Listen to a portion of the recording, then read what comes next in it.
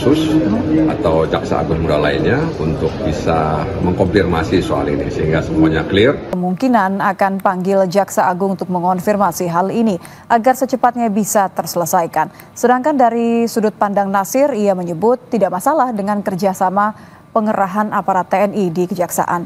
Ia menilai hal ini sebagai bentuk saling bantu antar institusi, khususnya dari segi pengamanan.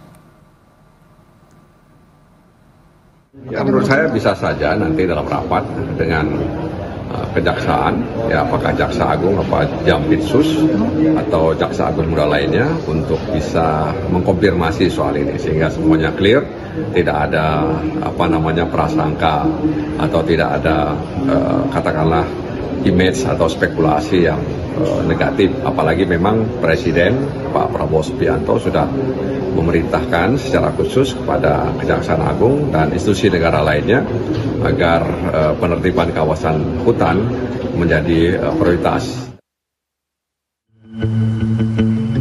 Tentara Nasional Indonesia akan mengerahkan prajuritnya untuk mengamankan kejaksaan. Perintah tersebut tertuang dalam telegram Panglima TNI tertanggal 5 Mei 2025.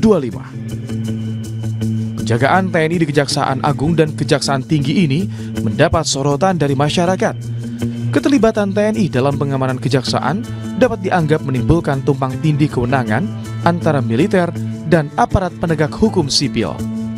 Namun, Kepala Pusat Penerangan Hukum Kejaksaan Agung Harli Siregar menyatakan, pengerahan personil TNI di Kejaksaan Tinggi dan Negeri seluruh Indonesia hanya sebatas pengamanan dan tak ada intervensi terhadap proses penegakan hukum. Kalau terkait dengan MOU, nah ini kan sudah merupakan bagian dari kehidupan kelembagaan, ya, bahwa ada tugas-tugas yang berbeda sehingga perlu dinota kesepahamkan, ya, untuk menjadi bagian dari sinergitas dan kolaborasi, dan itu yang dilakukan oleh Kejaksaan dengan TNI. TNI juga dalam memberikan perbantuan ini melakukan tindakan-tindakan terukur.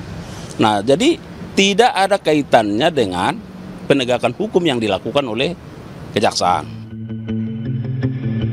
Kapuspen TNI Maijen Christo Mesianturi menyatakan kerjasama antara TNI dan Kejaksaan sudah ada sejak 2018 dan diperbarui pada tahun 2020 dan 2023. Ia menegaskan pengamanan tersebut merupakan bagian dari kerjasama pengamanan yang bersifat rutin dan preventif. Menurutnya, tidak ada yang salah dengan kerjasama tersebut. Yang sudah ada sejak tahun 2018, kemudian diperbarui tahun 2020 dan tahun 2002 terakhir ini ya, 2023 dengan nota kesepahaman nomor NK 6/4 Romawi /2003 TNI. Di situ ada 8 bidang ruang lingkup dalam kerjasama itu. Salah satunya adalah perbantuan personil, dukungan bantuan personil TNI kepada kejaksaan dalam rangka tugas-tugas dan fungsi kejaksaan. Ini kan dalam rangka sinergitas antar kementerian dan lembaga dalam rangka melaksanakan tugas-tugasnya untuk melaksanakan program yang memang dicanangkan oleh pemerintah.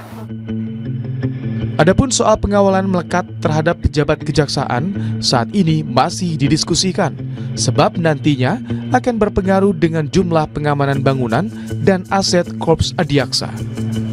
Nantinya jumlah personil TNI yang akan bertugas diatur dalam kelompok terdiri dari 2 hingga 3 orang sesuai kebutuhan.